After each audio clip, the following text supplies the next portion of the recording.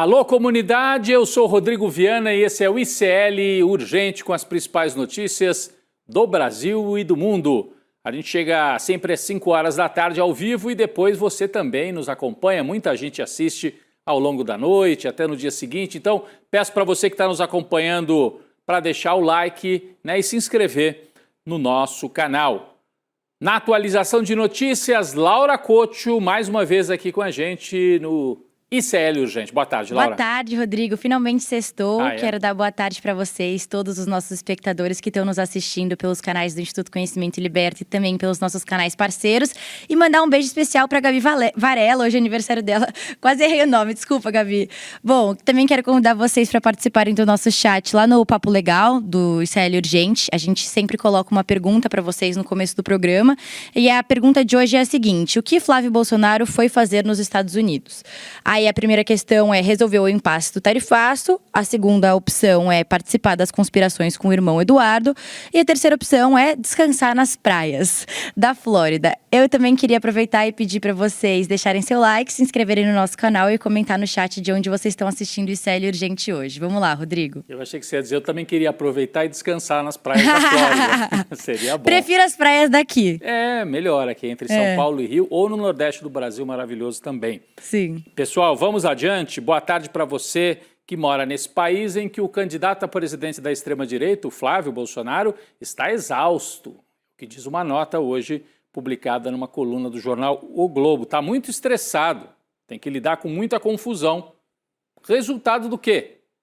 Da operação, da forma de operar da família Bolsonaro, na base das conspirações, das intrigas e da divisão permanente e da desconfiança permanente daqueles que o cercam. E aí, o bastidor é: Flávio Bolsonaro está exausto. Por que será?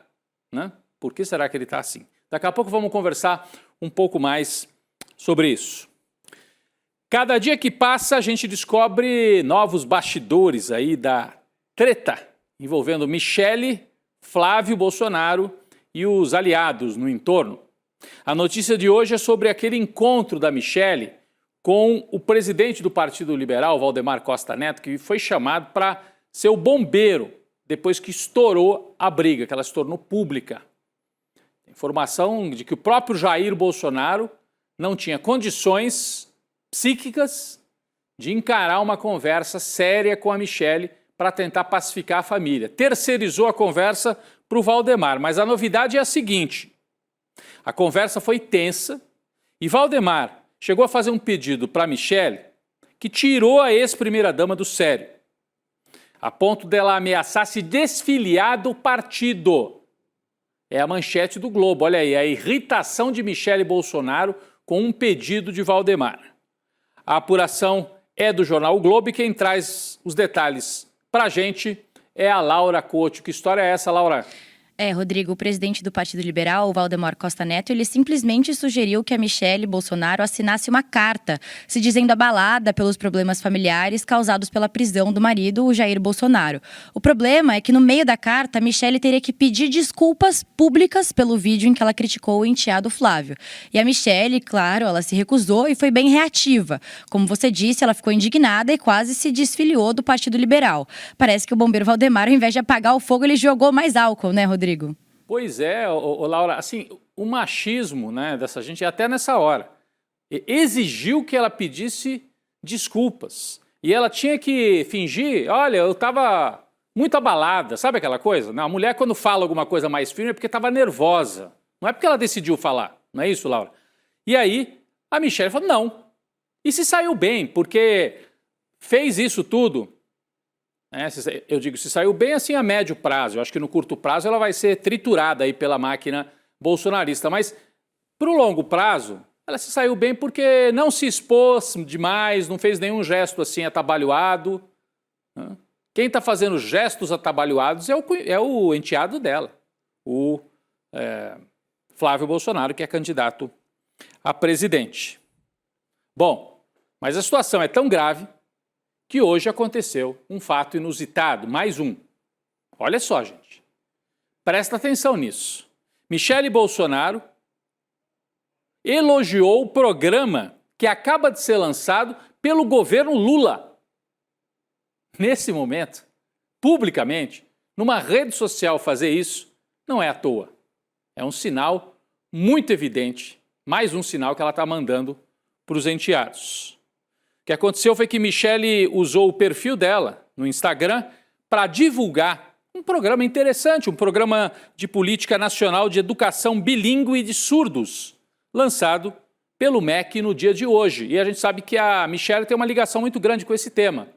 Laura, mas curtir, né, deixar claro, quer dizer, não foi que ela curtiu, ela elogiou, não é que ela fez só uma curtida numa publicação, ela fez uma publicação elogiando esse programa. Então foi um sinal bem claro, né? Diferentemente da curtida, ela tirou o tempo dela para fazer isso, né, Rodrigo? No post do Instagram, ela colocou lá no Stories, a Michele escreveu o seguinte: parabenizo a nossa amada comunidade surda pelo lançamento da Política Nacional de Educação Bilíngue de Surdos. É um sonho realizado. Seguimos trabalhando por um Brasil mais acessível e com oportunidades para todos. Só para explicar melhor, aqui essa nova política lançada pelo governo busca ampliar o acesso e também melhorar a aprendizagem de estudantes surdos. E para quem não sabe, a Michele Bolsonaro, ela é intérprete de Libras, que é a língua brasileira de sinais. Por isso, a proximidade dela com o tema, Rodrigo. É claro, se ela fizesse o elogio também ao MEC, ao governo, aí ia ficar escancarado demais. Por isso que eu digo que ela está sendo sutil até nessa operação, mas deixando bem claro o que ela quer comunicar. Ela quer comunicar o seguinte: estou bastante contrariada com a família do Jair Bolsonaro, especialmente com os filhos dele, a ponto de, sim, elogiar uma política adotada pelo MEC. Devia ser normal, né? Num país menos dominado por essa doideira bolsonarista, deveria ser normal alguém olhar e falar: bom, eu não sou a favor do Lula, mas essa política aqui eu acho bacana, ótimo, que continue no próximo governo e tal. Mas nesse momento, a Michele elogiar o governo Lula é muito forte e dá sinais muito evidentes das rachaduras, talvez definitivas, entre ela e os filhos de Jair Bolsonaro. Gente, e não é só a Michele. Todo mundo está soltando a mão do Flávio. Michele soltou a mão do Flávio. E olha só, elogiar o Lula virou tendência entre os bolsonaristas? A oposição ficou maluca? Quem também falou bem do presidente foi ninguém mais, ninguém menos do que Ciro Nogueira, o presidente do Progressistas, ex-ministro do Bolsonaro, cotado para ser o vice do Flávio Bolsonaro, articulador do Centrão e da extrema-direita. Ciro Nogueira, durante um ato com prefeitos no Piauí, ele é do Piauí, e no Piauí o Lula tem 80% de popularidade. O Ciro Nogueira decidiu elogiar o presidente Lula. Vamos assistir esse vídeo, vamos lá. Eu tenho uma admiração enorme por vários presidentes da República do Advento, o presidente Lula, que foi uma pessoa que enfrentou a questão da fome no nosso país. Eu tenho uma admiração enorme por vários ex-presidentes. E daí quem é que ele cita? O presidente Lula, que enfrentou a questão da fome. E está no Piauí. O Lula, quando lançou, lá no primeiríssimo mandato dele, Fome Zero, foi no Piauí o lançamento. E isso é muito forte ali. E o Lula, como eu disse, tem 80% de aprovação e o governador do Piauí, que é do PT, tem também mais de 80%. O Ciro Nogueira, querendo se eleger ou para o Senado ou para deputado, talvez para Senado ele nem consiga mais, resolveu elogiar o Lula, soltando a mão do Flávio Bolsonaro. Bom, o personagem de feminista também não colou muito para o lado do Flávio Bolsonaro. Por que a gente está falando personagem feminista? Porque nos últimos dias ele tentou reverter a tendência aí, fez reunião com mulheres e tal, mas colou nele a imagem de anti-mulher. Um levantamento interno, que é aquele famoso tracking, né? Os partidos fazem, os bancos também encomendam esses trackings, que não são as pesquisas que a gente divulga aqui. Trackings são pesquisas que vão sendo feitas todos os dias. A amostra tem 2.000, 3.000, e aí a cada dia você renova 300 e você vai atualizando como é que está a popularidade de um determinado político relacionado a um determinado tema, né? E o tracking diário mostrou a queda da popularidade do Flávio Bolsonaro junto ao eleitorado feminino. Esse monitoramento é feito por encomenda para os políticos e o site UOL teve acesso aos dados mostrando que o Flávio desaba entre as mulheres e o Lula cresce. Por que será, né, Laura? Mas traz para a gente os detalhes desse levantamento, desse tracking que o UOL acabou divulgando, né, tendo acesso, porque é uma pesquisa feita nos bastidores, mas jornalistas do UOL tiveram acesso. Rodrigo, na verdade as pesquisas já vinham mostrando há meses que o Flávio enfrenta aí essa resistência no eleitorado feminino. Só que agora a situação piorou. De acordo com o último tracking aí do dia 29 de junho, ou seja, segunda-feira, a rejeição do Flávio entre as mulheres bateu 55%. Para se ter uma noção, no dia 29 de maio, o patamar era de 45%. 10 pontos percentuais a menos em um mês, Rodrigo. O levantamento feito diariamente também mostrou um recuo aí nas intenções de voto do senador no público feminino. Em maio, o Flávio Bolsonaro marcava 30% das intenções de voto do eleitorado feminino, agora caiu para 24%. Já o presidente Lula, por outro lado, marcou 43% das intenções de voto entre as mulheres nesse monitoramento. Rodrigo. É muito, né, Laura? Se dependesse só das mulheres, estaria 43-24 para o Lula. É quase o dobro, gente. Entre as mulheres, o Lula está alcançando quase o dobro das intenções de voto na comparação com o Flávio. E em um mês, a rejeição do Flávio subiu 10 pontos, segundo esse tracking que vai sendo atualizado todos os dias. Então, sinal, não é nem sinal amarelo mais, é sinal vermelho na campanha de Flávio Bolsonaro e ele não consegue reverter, porque a cada dia a Michele dá mais uma estocadinha, a Damares diz que não vai comparecer. A Damares é aquela ex-ministra do Bolsonaro, que não vai comparecer a evento com Flávio. A senadora Tereza Cristina não vai a evento com Flávio. Então, é uma sangria provocada por ele mesmo, pelas ações dele, pelas atitudes dele e da família dele. É a família Bolsonaro, que todo mundo sabe, que detesta as mulheres, começando pelo patriarca Jair Bolsonaro.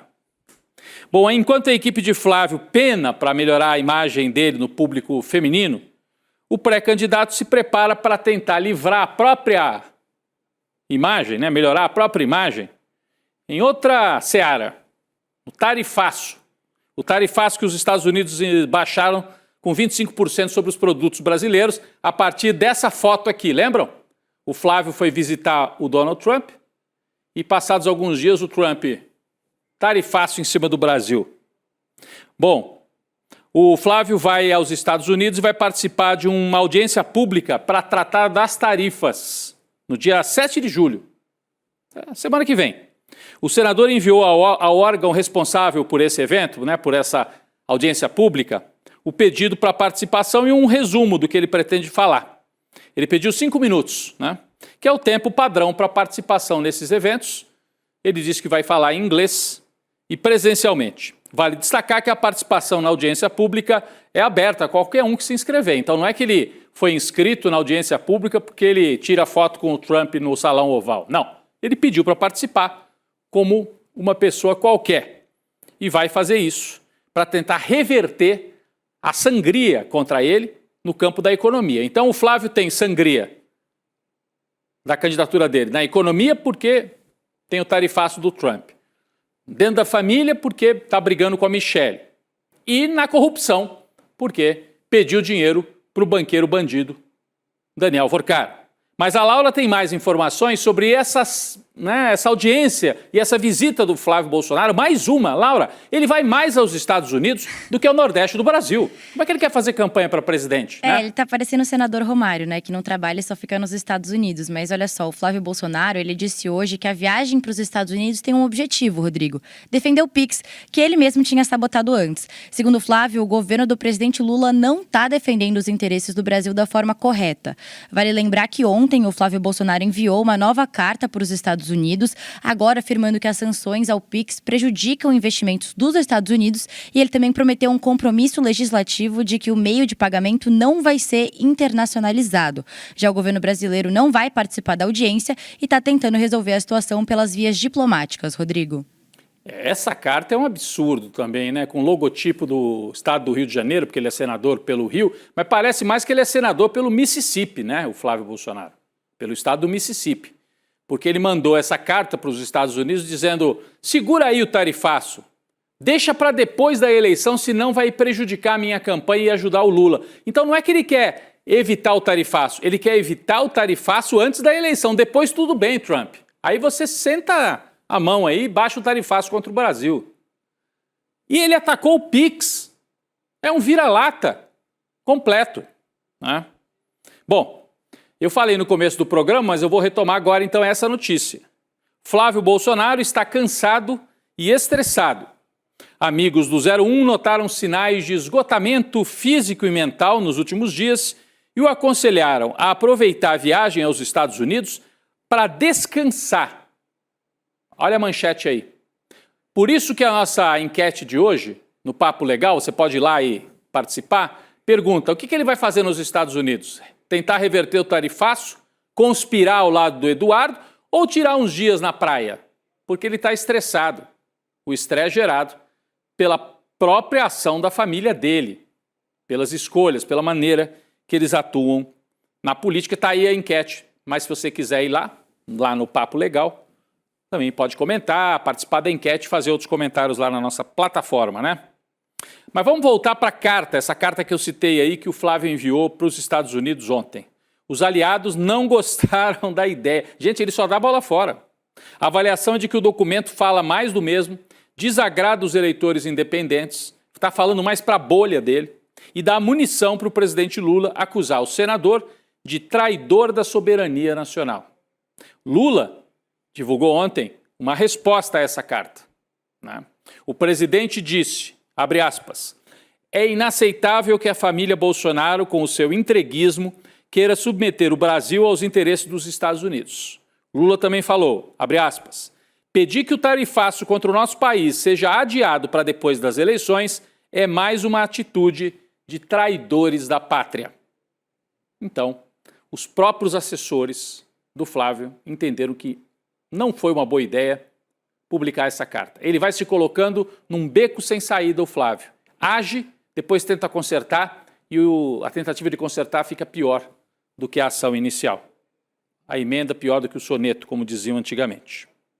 Bom, enquanto Flávio Bolsonaro volta atrás e tenta dar uma despertão lá, né, com essa audiência nos Estados Unidos e também com essa carta que ele mandou, o governo brasileiro apresentou à equipe econômica de Trump um pacote de medidas que podem ser adotadas pelo Brasil para evitar um novo tarifaço. O documento foi compartilhado com a gestão de Trump durante mais uma rodada de negociações entre os dois países no dia de ontem. Então, o governo está trabalhando em silêncio, está trabalhando para tentar reverter o tarifaço que a família Bolsonaro acabou impondo em parceria com o Trump.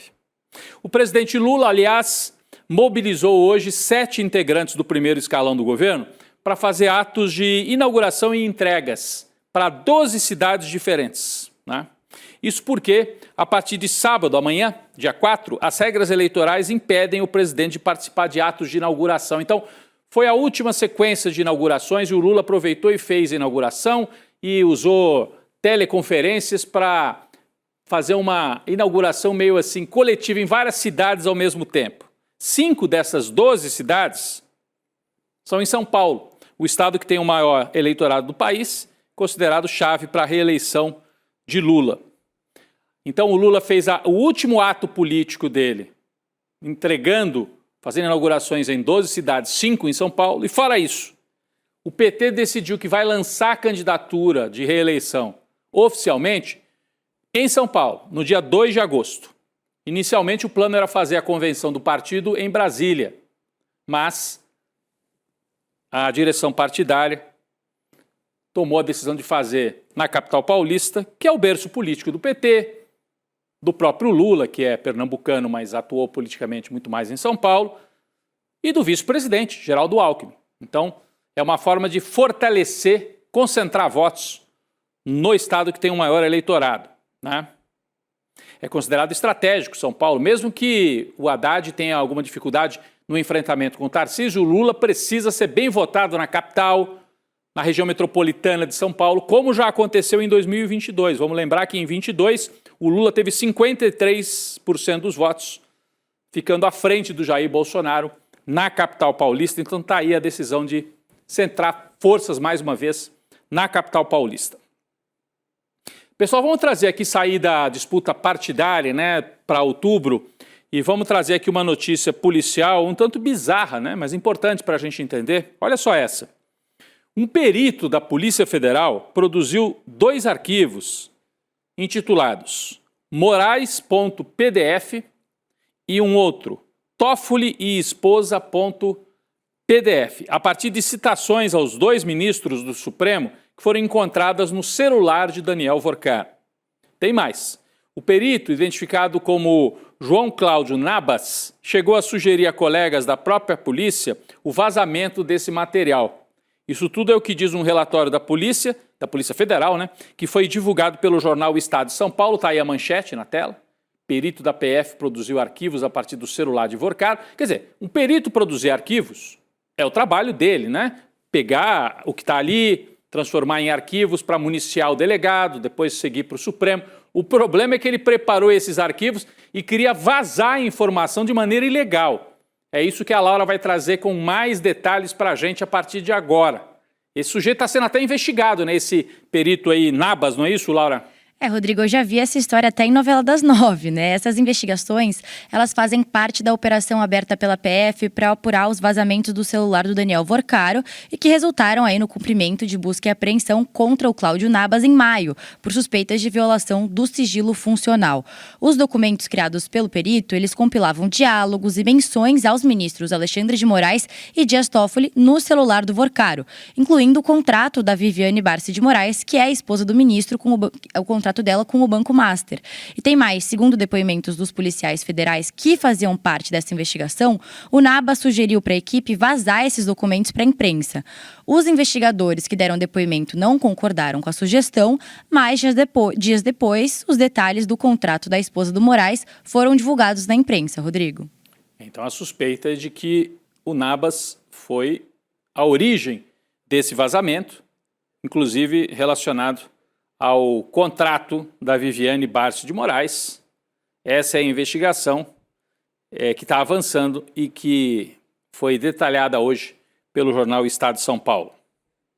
A gente falou outro dia aqui sobre o partido do Kassab, o PSD, que em cada estado apoia um candidato a presidente diferente. O PSD tem candidato a presidente que é o Caiado e o Kassab é o vice. Só que num estado eles apoiam o Lula, no outro estado apoiam o Zema, no outro apoiam o Flávio Bolsonaro. É uma bagunça. Agora o Partido Republicano está seguindo a mesma linha.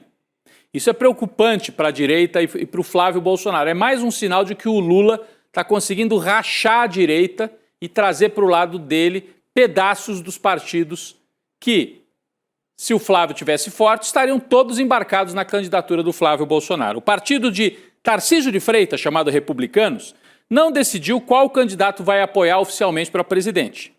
A informação foi revelada pelo líder da maioria na Câmara, o deputado Silvio Costa Filho, numa entrevista à Veja. Olha o que ele diz, a manchete. O republicano está dividido, né? O republicano está dividido, disse o Silvio Costa, não precisava nem avisar, né? A gente está percebendo. O partido tem vários projetos, em cada estado segue uma linha diferente. Ele disse, tem uma banda que prefere o Lula, outra que prefere o Flávio, tem outra que defende que o partido fique neutro.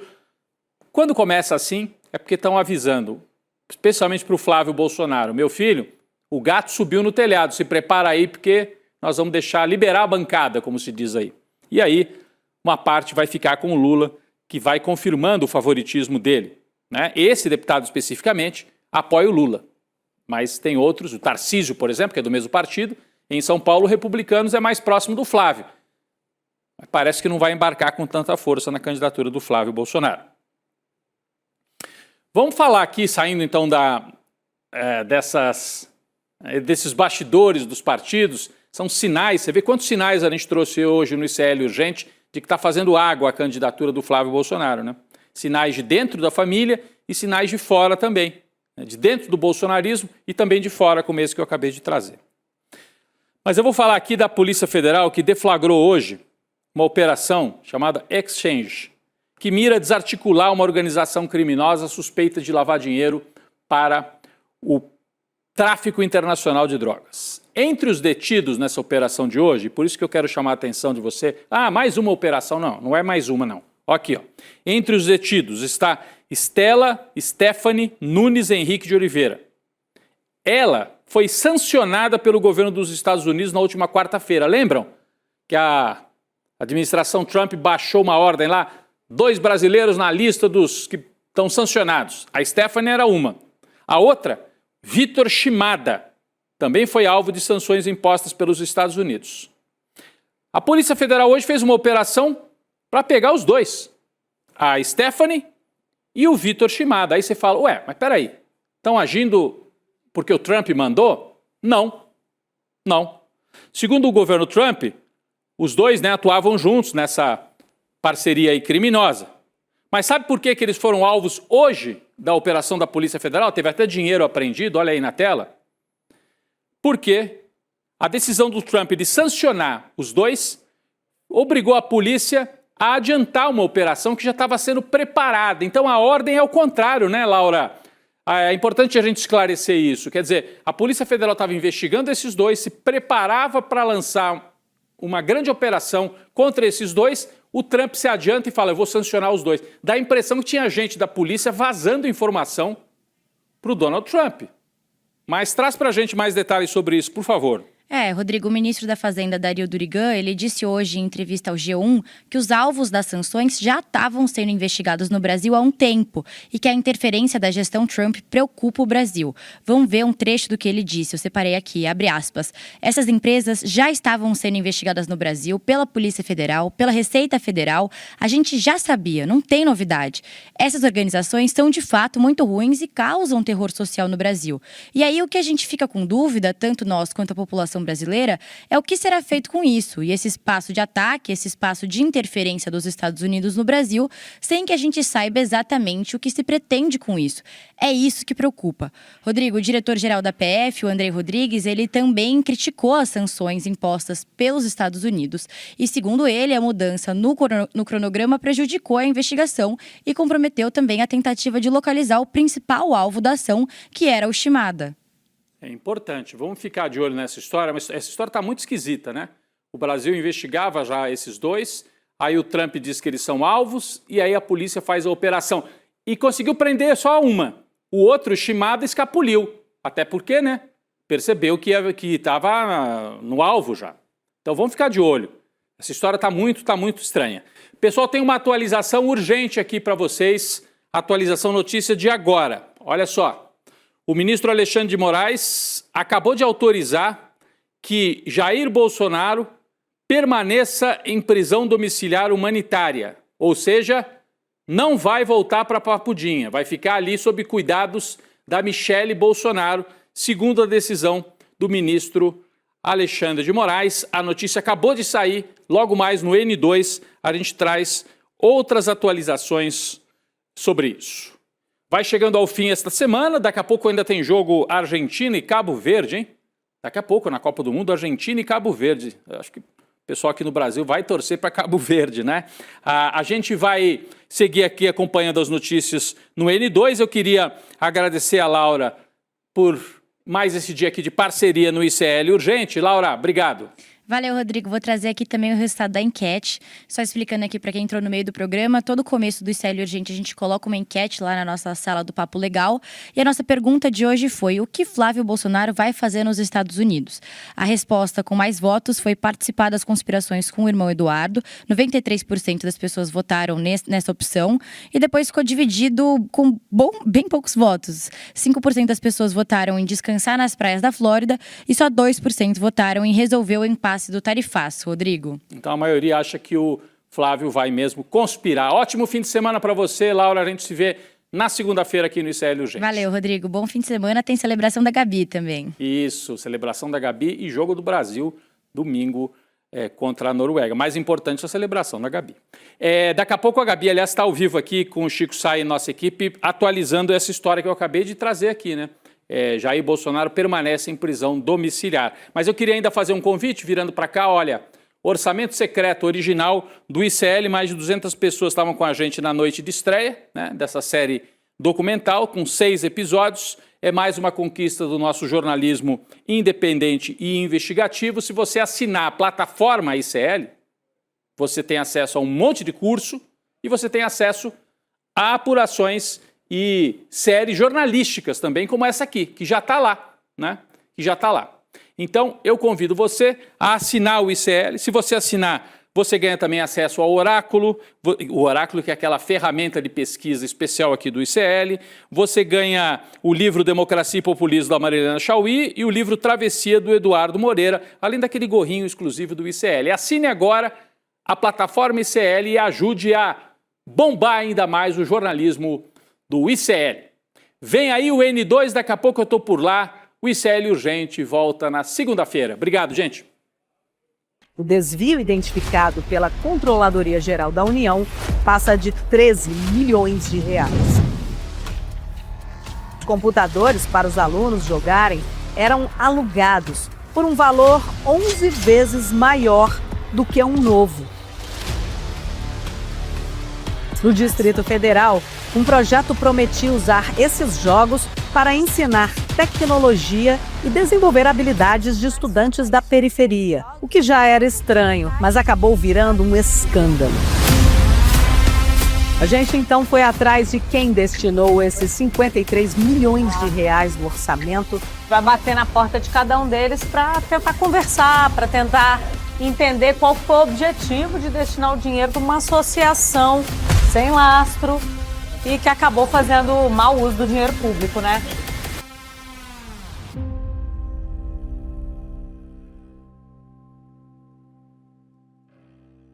Já conhece o Papo Legal? O mais novo espaço de conversas do ICL, onde você acompanha os assuntos que estão em alta e participa dos debates em tempo real.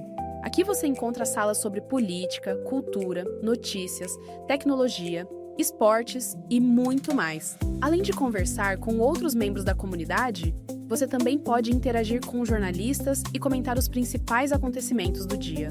E para não perder nenhuma novidade, ative as notificações Push. Quando aparecer a solicitação do navegador, clique em Permitir e pronto! Agora você recebe alertas sempre que houver novidades nas conversas do Papo Legal. Papo Legal, a comunidade do ICL em tempo real.